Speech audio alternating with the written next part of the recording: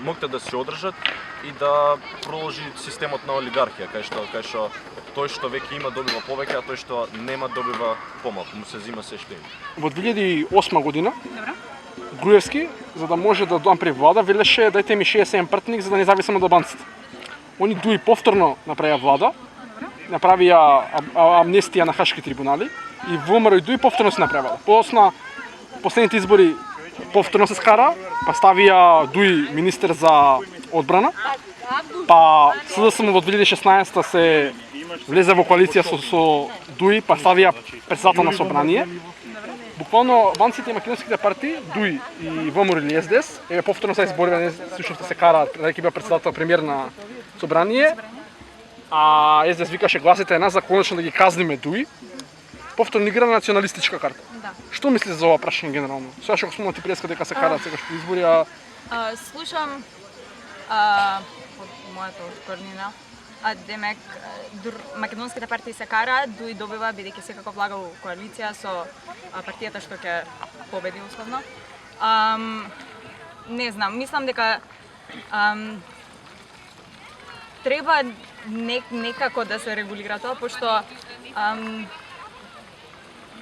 се влагаат во коалиција те со едните, те со другите, све за да се дојде до власт и не знам, стварно не знам како би се решило тоа. Мислиш дека партиите генерално си прават се само за бизнес интереси, дека секоја може да расправи само театар за ние да мислиме дека нешто се случува, а гледате никој не се казнува. До некој степен да, пошто реално сите сакаат да дојдат до власт и тоа им е значи власта им е приоритет, не им е промената што сака да постигне. Нема суштински, ништо суштински нема позив. Да, реално да. До сега тоа што сум видела, да. Прво светам дека не е национализам пер се, како што секој со филозофските редски граници, туку е повеќе популизам, одоспектно од почетокот да рекол нашата држава постоењето. Дали преди 4-8 години имаше некој вид на национален стремеж. Сега едноставно е така, од сите политички партии, не само големите ВМРО, ДПМН и СДСМ, кај што единствената желба за моќ и стремеж за моќ е за само има и моќ. Гласите на нас за да имаме. И секојаш аргумент се користи, ќе правиме за Македонија. Не е како подлага некоја политичка филозофија, како консерватизам, либерализам, социализам, туку е едноставно самата стремеж за моќ, за да си има моќ. Избори од 2008 до ден денес, независно дали е ВМРО или СДСМ, секогаш пред избори го користи национализмот. Не мислиш дека има нешто друго, например? Зашто например тој национализам не се користи тогаш кога е потребен, за промена на името уставот? За инстант гласови, мислам. Ама на тој начин тогаш се губи, кога треба да се спроведе, тогаш народот ќе престанува да функционира. Зашто тој национализам нема да се спроведе. Добро, сам не следам политика, ама вака се од. Да, па ти да го зборим. Нешто што ми текнува, тоа ми инстантно име, значи. Добро, зашто национализмот секогаш пали? Национализмот го користи затоа што наводно тој били немекнели или алијансата дека имало проблеми, ние како албанци ќе помогнеме, овие вика гласите нас да ги казнеме ДУИ или ВМРО викаше казните да ги лакво. Се мислите што продава името? Па тоа е. И мавето ми беше затоа што не постојат, но јас парем имам другари албанци и никогаш не сум имал на таква основа проблеми, сега биле класични проблеми, меѓутоа зашто се создава тој национализам кога не е потребен? Значи тој национализам всушност, односно тој анимозитет помеѓу етникумите не постои, партиите го создаваат. Ако не го нарекувате национализам радикалното барање од типот каде и да сум, јас сум конститутивен народ, тогаш има голем проблем. Видете, ако биле причина за конфликти човековите права, Европа ќе беше во пламен. Не е тоа значи причината. Причината е токму радикализмот. Нив нема, например, значи ВМРО по дефолт треба да бидат националисти. Да. Тоа е нивна идеолошка матрица. Да. Така што не СДС е, да речеме, солидарност, ама не. Или еднаквоста, каде треба братството, другарството, татковината, национализмот, конзервативните гледишта. Нема врска дали е тоа лошо или добро, секој си има свој право на размислување, треба да биде така. Дали мислиш ВМРО, например, кога беше за името за преспа за бугарството, кажа требаше да се спроведе национализмот, независно дали се работи за против или за, они молча, беа сервилни кон надворешниот фактор со цел да им се удоволат. Дали мислиш дека партиите функционираат сами или се сервилни кон надворешните фактори? се да никој надвршите фактори. Тоа го наметнуваат за, не знам, или за кеш, или да ги скараат луѓето да не живеат во мир тука, како албанец си, турчин, македонец, не знам дали имаш друга боја на кожа. А ние реално нямаме таков проблем, туку они го креираат. Како имам пријатели сите националности, знаеш, и никад не сум за национализам. Не го поштувам тоа. Тоа го наметнуваат како да се скараат меѓу себе внатрешноста и да биде факт ап како што е сега. Искрено би променил многу работи. Као прво би оставил на учениците да даваат идеи што сакаат да учат. Не мора да пратат една програма, разбираш.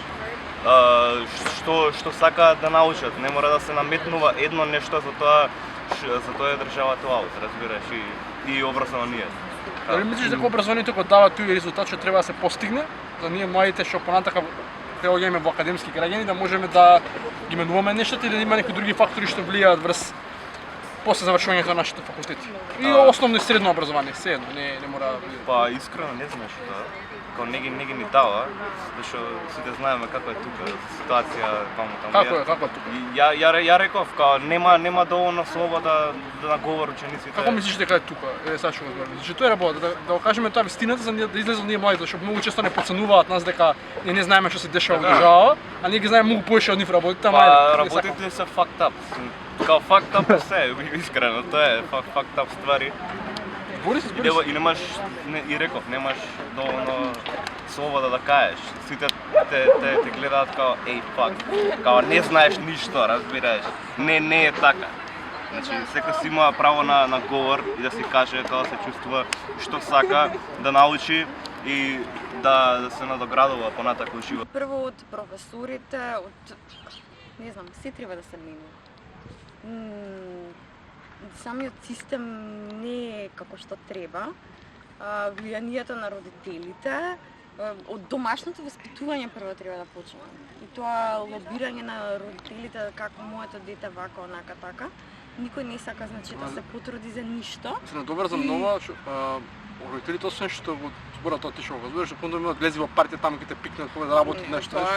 Некако не ги поттикнуваат децата да работат на себе, туку кај им го лесним, да ти го олеснам патот, оствари ги прават хендикепирани и ги осакатуваат.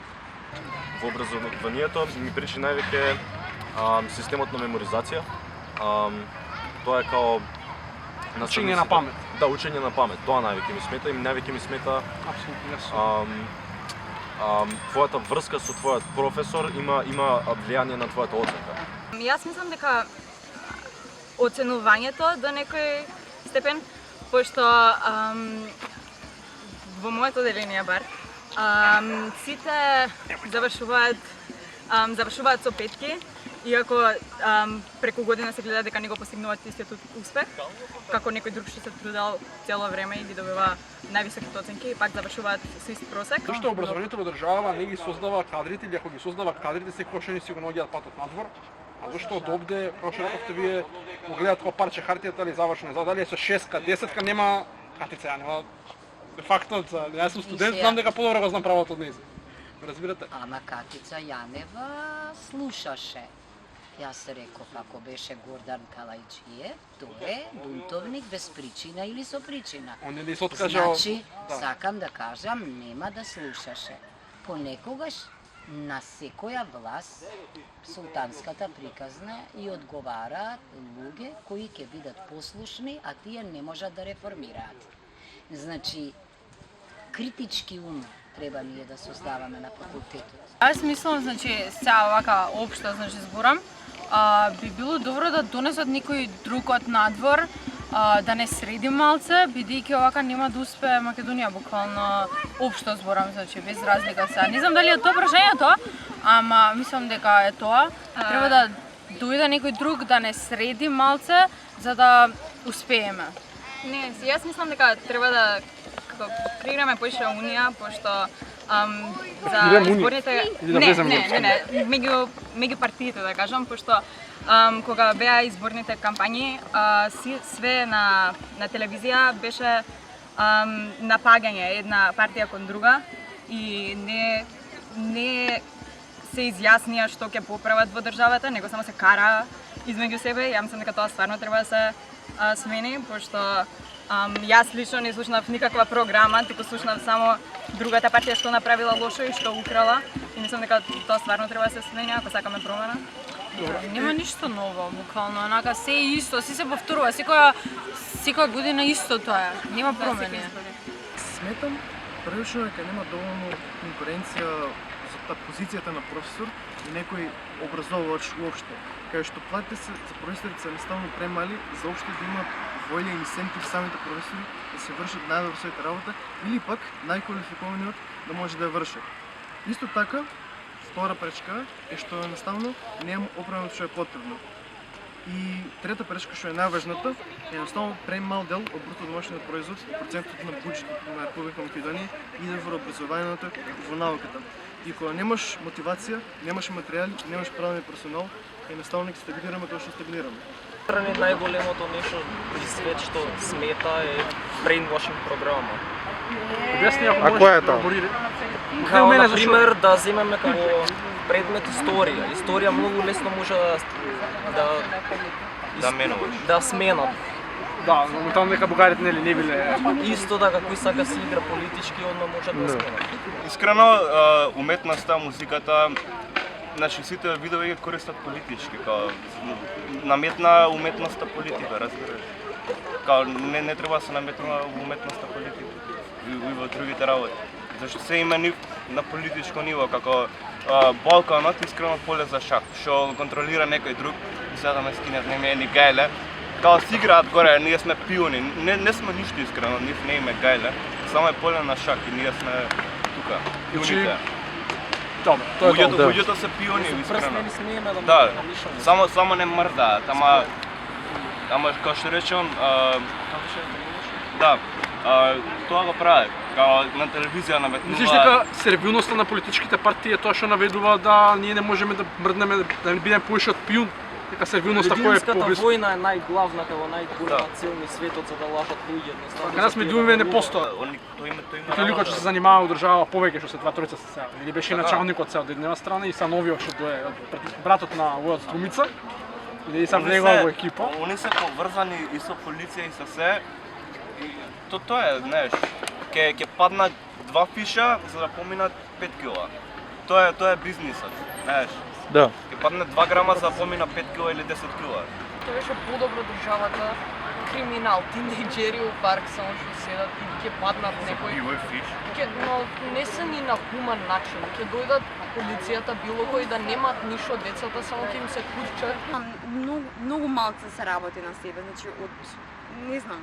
Значи ние место да напредуваме, ние не знаеме ѓубрето да се го чистиме, а не па на култура, музика и не одам понатаму. Независно колку и да сме, да речеме, не сме неодговорни. Се беше тоа кажано дека ние како народ сме неодговорни, тоа е во ред. Меѓутоа мислам дека тука е дел пропагандата, затоа што доколку би имало соодветен општествен систем кој што би го регулирал, постои луѓе што се плати да го собираат ѓубрето, луѓе што се, например, сега што беше со короната. Луѓето не треба да се собираат, ама организираме избори. Кога има избори, тој период не постои ваквото. Луѓето што излегле од странство, ако се функционери, нема да бидат под карантин, ама ако се уличен смртник, како што беше во судството. Ако, како викаше Русковска, телефоните на овие бизнисмени големи нема да ми ги земеме, непријатно име, ама на овие ќе им ги земеме, зашто таму морам да идам. Тоа се мен например, што гледаш например во музика, бе одржава сметам дека музика не постои. Независно колку успех да се постигна Тамара Тодерска со нејзината песна Евровизија, да даде изјава дека подобро да додиме на Евровизија место да даваме за амбулантни возила, кој живееш во Македонија. Добро, тоа беше, не промислено. Нема потреба тој успех, земете си го, дайте ни ги амбулантните возила, слободно нека се радува некој друг на првото место. Разбирате? Ако работиме и ако го успеваме успех например како Вардар, како го освои го излегува играчот со број 5, а играчот со број 5 се уби на терен. И кога имаше прослава тука на поштат, заблагодарете му се на градоначалникот Петар Шлегов што организираше настав. Ао, брат, не дофме не за Шлегов, гај не ми треба ни бина, ќе го гледам и без тоа. Мислам дека првин тоа потекнува тие што се веќе на врвот, сака да останат во нивните позиции. Јас па сум исто така видела многу случаи во основно од непатизам, каде што родител професор, па ќе помогне на некој дете, на други нема да му помогне во едукацијата. Исто така некако, мислам дека голем проблем е што целото наше општество кружи околу профит, нема веќе толку многу емпатија како наместо да пробаме сите да успееме подобро, луѓето само сакат за личен бенефит да работат, за бенефит на нивните блиски. Сега ако добро ви го разбрав прашањето дефиниција. Не ми персири, јас сум млад. Да. Само јас сум млад од факултетски години. За пример, дали имаш, само мога да збориме нормално, дали сте виделе некои, ние имаме, дали вие сте имали некои партиски пријатели што се поотрони од стилот да живее заев, да живее Мицковски или да умре заев, да умре Мицковски, така некои радикалци некои што сте. Што мислите за општествениот клиентелизам во државава и генерално за партискиот клиентелизам? Зошто се создава? Например, ако крадал лидеров на едниот партиски ликој, не може да му биде него оправдување, дај твојов крадеше, а муав направи ова иако краде. Разбираш, значи што е вашиот став за такви ликови, што генерално ние си патиме така што тие се премногу на некој начин, ние што сме речеме една низа малку степа бав, ко знаеш, ја не ги разбирам до некаде, зашто баш ако нема конструктивност кај нив, не може да го подобрат и тоа што е во нивната партија или генерално.